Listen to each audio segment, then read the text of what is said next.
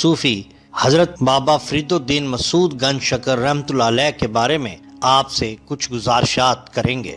ناظرین، حضرت خواجہ فرید الدین گنج شکر قدس کا شجرہ نسب امیر المومنین حضرت عمر فاروق رضی اللہ تعالیٰ عنہ سے اس طرح جا ملتا ہے: حضرت فرید الدین مسعود بن حضرت جمال الدین سلیمان بن حضرت قاضی شعیب بن حضرت شیخ محمد احمد بن حضرت شیخ محمد یوسف بن حضرت شیخ شہاب الدین بن فرخ شاہ بادشاہ کابل بن نصیر الدین محمود بن شیخ سلیمان بن شیخ مسعود بن شیخ عبداللہ بن شیخ ابو الفتح واضح اکبر بن شیخ اسحاق بن شیخ ابراہیم بن شیخ ادم بن شیخ سلیمان بن شیخ منصور بن شیخ ناصر بن حضرت عبداللہ بن امیر المومنین و خلیفۃ المسلمین حضرت عمر فاروق رضی اللہ تعالی عنہ۔ ناظرین، حضرت بابا فرید الدین مسعود رحمۃ اللہ علیہ کے دادا صاحب حضرت قاضی شعیب رحمۃ اللہ علیہ کے والد حضرت شیخ احمد تاتاریوں کے حملے میں کابل میں شہید ہو گئے، تو قاضی شعیب کابل سے ترک سکونت اختیار کر کے ہندوستان تشریف لائے۔ آپ پہلے لاہور پہنچے، اس کے بعد قصور سے ہوتے ہوئے آپ کوتھوال پہنچے، جس کا موجودہ نام چاولی مشائخ ہے۔ سرکاری ریکارڈ سے معلوم ہوا ہے کہ چاولی مشائخ کا پہلا نام کوتھوال یا کتھووال ہے۔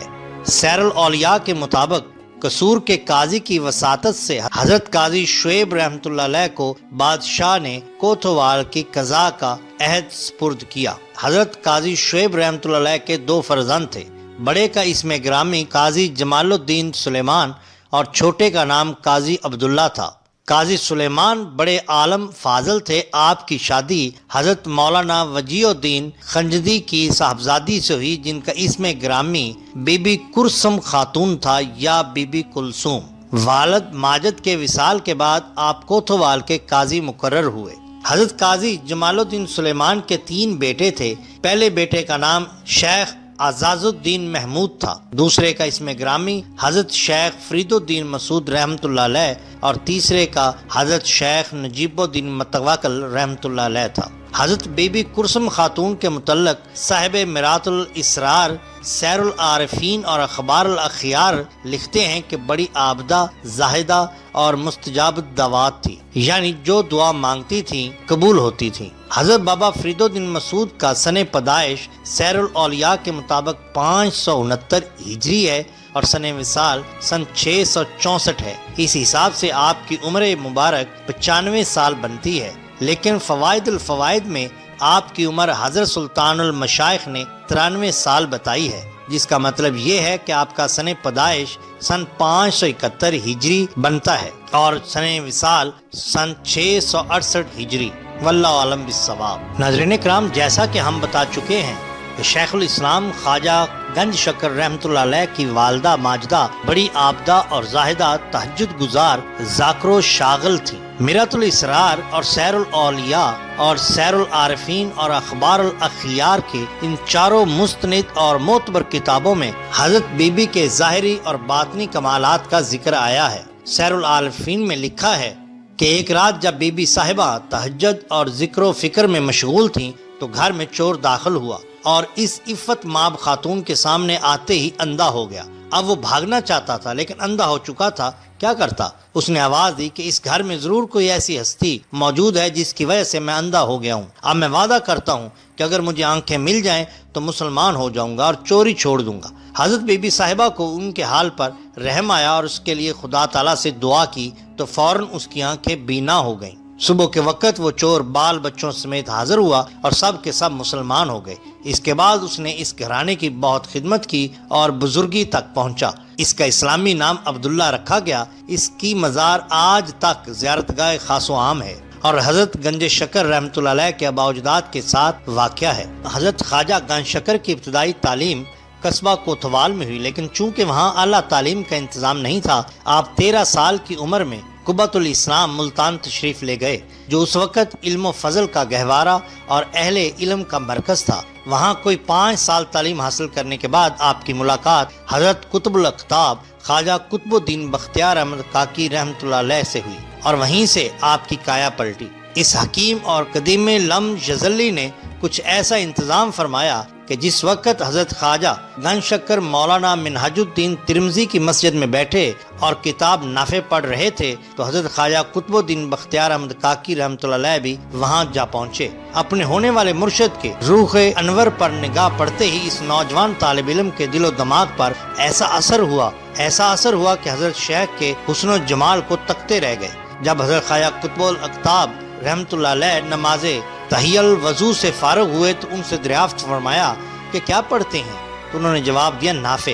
حضرت شیخ نے فرمایا اس سے تم کو نفع ہوگا۔ انہوں نے جواب دیا کہ حضور مجھے نفع تو آپ کی نظر کیمیا سے ہوگا۔ یہ کہہ کر آپ حضرت شیخ کے قدموں پر گر گئے۔ یہ دیکھ کر حضرت خواجہ قطب الاقطاب بہت خوش ہوئے اور فرمایا کہ ظاہری تعلیم کی تکمیل ضروری ہے۔ صاحب سیر الاولیاء لکھتے ہیں کہ اس واقعہ کے بعد جب حضرت خواجہ قطب الاقطاب دہلی تشریف لے گئے تو حضرت خواجہ گنج شکر رحمۃ اللہ علیہ بھی ساتھ تھے اور وہاں جا کر بیعت سے مشرف ہوئے۔ ذکر و شغل میں مشغول ہو گئے، لیکن بعض تذکروں میں یہ بھی آیا ہے کہ حضرت خواجہ قطب الاقطاب کے حکم سے آپ پہلے ظاہری تعلیم کی تکمیل کے لیے گندھار اور اس کے بعد دیگر بلاد اسلامیہ تشریف لے گئے، جہاں آپ نے تحصیل علم کے علاوہ اکابر اولیاء سے بھی ملاقات کی اور فیوز حاصل کیے اور واپس آ کر بیعت ہوئے۔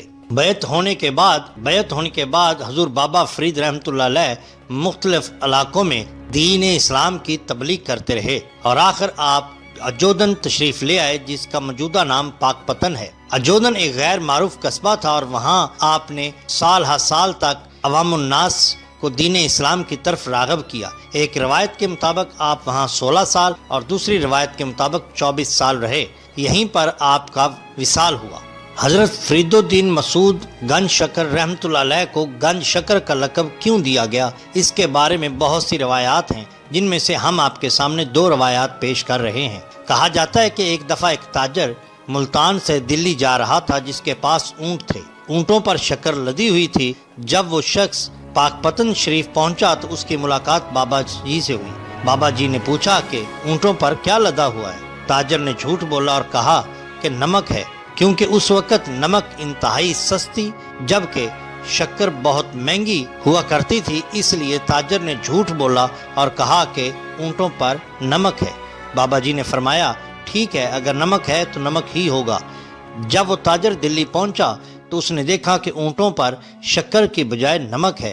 وہ بہت پریشان ہوا، اپنے جھوٹ پر نادم ہوا، فوراً بابا فرید رحمۃ اللہ علیہ کے پاس پاک پتن میں تشریف لایا، آ کے معافی مانگی۔ بابا جی نے فرمایا ٹھیک ہے، اگر وہ شکر تھی تو شکر ہی ہوگی۔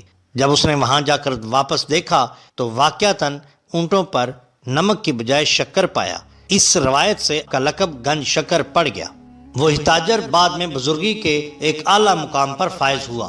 ایک اور روایت اسی حوالے سے بیان کی جاتی ہے کہ آپ کو بچپن ہی سے شیرینی بہت پسند تھی۔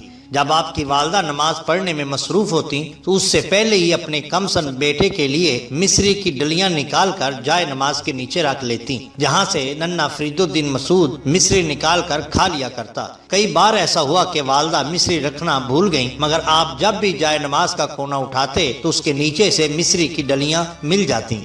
ایک اور روایت بھی مشہور ہے کہ آپ کی زبان مبارک سے اگر مٹی بھی چھو جاتی تو شکر بن جاتی، کیونکہ آپ کو شکر بہت پسند تھی اور اللہ اپنے محبوب بندوں کی خواہش کو ٹالنا نہیں چاہتا تھا، اور اسی وجہ سے آپ گنج شکر کے لقب سے مشہور ہوئے۔ یہ روایت جواہر فریدی سے لی گئی ہے۔ ایک اور کرامت آپ سے منسوب ہے، وہ یہ ہے کہ حضرت بابا فرید الدین مسعود گنج شکر رحمۃ اللہ علیہ فرماتے ہیں کہ ایک مرتبہ میں چند اشخاص کے ساتھ سیوستان کے ایک علاقے میں سفر کر رہا تھا۔ سفر کے دوران ایک غار دکھائی دی۔ اس غار میں ایک درویش نے قیام کیا ہوا تھا۔ اللہ تعالیٰ کی عبادت میں اس حد تک مشغول ہوئے کہ ان جیسا عبادت گزار میں نے کوئی نہیں دیکھا۔ ہم اس کے پاس گئے، وہ تھوڑی دیر تک تلاوت میں مشغول رہے۔ اس کے بعد گفتگو کا آغاز کرتے ہوئے یہ واقعہ بیان فرمایا کہ اے عزیزو، میں 20 برس تک سیاحی کرتا رہا۔ ایک مرتبہ میں ایک بزرگ کے پاس گیا جو ایک ایسے پہاڑ پر رہتا تھا جو صحرا کے درمیان میں تھا اور جہاں کوئی پرندہ تک بھی دکھائی نہیں دیتا تھا۔ میرے دل میں یہ خیال گزرا کہ یہ بزرگ یہاں پر رہتا ہے، اس صحرا میں اسے رزق کہاں سے حاصل ہوتا ہے؟ جیسے ہی میرے دل میں یہ خیال گزرا تو انہوں نے میری طرف مخاطب ہو کر فرمایا، اے درویش، روزی کے بارے میں کیوں حیرت زدہ ہوتا ہے؟ تو اللہ تعالیٰ کو نہیں جانتا؟ اللہ تعالیٰ کا فرمان ہے کہ اے میرے بندے، خواہ تم آبادی میں رہو یا ویرانے میں، جو تمہارا مقدر ہے تمہیں ضرور ملے گا۔ پھر مجھ سے فرمایا کہ بیٹھ جاؤ، ابھی تمہیں اللہ تعالیٰ کی قدرت دکھاتا ہوں۔ بزرگ کی یہ بات سن کر میرے بدن پر کپ کپی طاری ہو گئی۔ انہوں نے مجھ سے فرمایا کہ ادھر آ اور یہ جو پتھر میرے سامنے پڑا ہے اس کو اٹھا کر توڑ دے۔ میں نے ان کے فرمانے کے مطابق پتھر اٹھا کر توڑ دیا۔ اس پتھر کے اندر ایک کیڑا تھا۔ مجھ سے فرمانے لگے کہ اس کو دیکھ۔ میں نے دیکھا کہ کیڑے کے منہ میں گھاس کا ایک تنکا تھا اور وہ کھا رہا تھا۔ بزرگ نے مجھ سے فرمایا، اے درویش، جو ذات حق اس کیڑے کو پتھر کے اندر رزق پہنچا کر اسے زندہ رکھے ہوئے ہے، کیا وہ میری روزی کا انتظام صحرا میں نہیں کر سکتی؟ میں اس بزرگ کے پاس وہ رات رہا۔ افطاری کے وقت میں نے دیکھا کہ ایک شخص آیا، اس نے 2 روٹیاں اور ان پہ تھوڑا سا حلوہ رکھا ہوا ہے لے کر حاضر ہوا۔ سلام کرنے کے بعد اس نے کھانا پیش کیا اور واپس چلا گیا۔ وہ بزرگ جب تلاوت سے فارغ ہوئے تو مجھے بلایا اور ارشاد فرمایا کہ آؤ افطار کر لو، تم تو کہتے تھے کہ کھانا کہاں سے آئے گا۔ جب دن ہوا تو میں اس بزرگ کی خدمت میں بڑے ادب و احترام اور عقیدت کے ساتھ حاضر ہوا اور ان کو سلام کرنے کے بعد واپسی کی راہ لی۔ پاس اے درویش، میں نے اس بزرگ کی بات اپنے دل میں بٹھا لی اور اس مقام پر آ گیا اور یہاں پر قیام کر لیا۔ اللہ تعالیٰ بہتر جانتا ہے کہ آج تقریباً 30 برس ہونے کو ہیں مجھے پردہ غیب سے روزی پہنچائی جاتی ہے اور ادھر آنے والے مسافروں کو بھی اس ویرانے میں ان کا مقدر ملتا ہے۔ ایک اور کرامت آپ سے منسوب ہے۔ حضرت بابا فرید الدین گنج شکر رحمۃ اللہ علیہ فرماتے ہیں کہ ایک مرتبہ سفر کے دوران میری ملاقات ایک مجذوب بزرگ سے ہوئی۔ ہم نے اکٹھے سفر کیا۔ ہمارا گزر ایک صحرا میں سے ہوا جہاں پر پانی کی شدید قلت تھی۔ مجھے پیاس محسوس ہوئی مگر میں نے ان بزرگ کی وجہ سے اپنی پیاس کا اظہار نہ کیا۔ وہ بزرگ بڑے روشن ضمیر تھے۔ مجھ سے فرمانے لگے، مجھے علم ہے کہ تمہیں پیاس محسوس ہو رہی ہے۔ میں نے اس بات میں جواب دیا تو انہوں نے فوراً اپنے پاؤں مبارک زمین پر مارا جس سے وہاں پر پانی کا ایک چشمہ پھوٹ پڑا۔ بزرگ نے مجھ سے فرمایا، جتنا پانی پینا ہے پی لیجئے۔ چنانچہ میں نے اس چشمے سے پانی پیا۔ اس چشمے کی پانی کی لذت ساری زندگی فراموش نہیں کر سکتا۔ اس پانی جیسی لذت مجھے آج تک حاصل نہیں ہوئی۔ جب ہم اس منزل سے آگے بڑھے تو ہم نے مغرب کی نماز ادا کی۔ وہ بزرگ اپنے شغل میں مشغول ہو گئے۔ پھر تھوڑی دیر کے بعد میری جانب توجہ فرمائی اور ارشاد فرمایا، بیٹے، قیامت کے روز اہل محبت جب اپنی قبروں سے اٹھیں گے تو دوزخ کے دروازے پر اپنے خیمے نصب کر کے بیٹھ جائیں گے۔ جیسے ہی ان کی نگاہ دوزخ پر پڑے گی، دوزخ کی آگ نیچی اور دھیمی ہو جائے گی۔ اس کی یہ جرت نہ ہوگی کہ سر اٹھا سکے۔ پھر جب جہنم کی آگ دھیمی ہو جائے گی تو مخلوق کے لیے راحت کا باعث ہوگی اور عذاب سے نجات کا باعث بنے گی۔ اہل محبت کا دوزخ کے سامنے خیمہ زن ہونے کا مقصد بھی یہی ہوگا کہ اللہ تعالیٰ کی مخلوق اس کے عذاب سے خلاصی پائے۔